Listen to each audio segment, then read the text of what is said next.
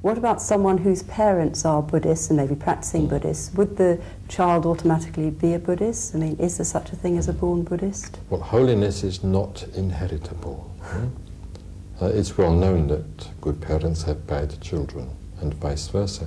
So the fact that you happened to be born, that you had the good fortune to be born into a family or into a society, into a culture where people were genuinely practicing Buddhism, does not mean that you yourself are a Buddhist, because you can be a Buddhist, as I think is obvious by this time, only as a result of your personal, individual decision to follow a spiritual path and lead a spiritual life. After all, Devadatta was born not in a Buddhist family, admittedly, but in the family in which the Buddha was born, and he became a monk as the Buddha did, and as Ananda did, and other associates, early associates of the Buddha.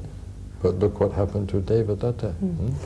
So so therefore I would say the expression born Buddhist represents a very serious and even dangerous contradiction in terms, because one can go to the East, to almost any Buddhist country, and you can meet people who are very friendly, very nice, and then you let them know that you're a Buddhist, that you've become a Buddhist, and then they say, me born Buddhist.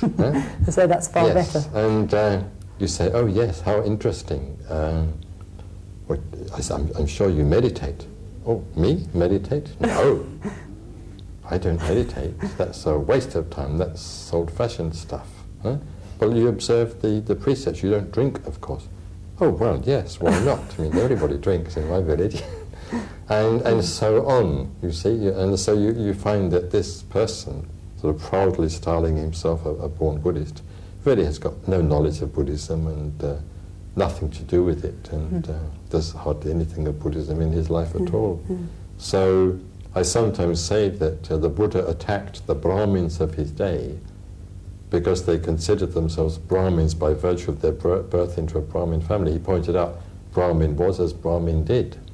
But we have the same sort of phenomenon repeating itself in Buddhist countries where people claim to be Buddhists even though their lives aren't in the least Buddhist.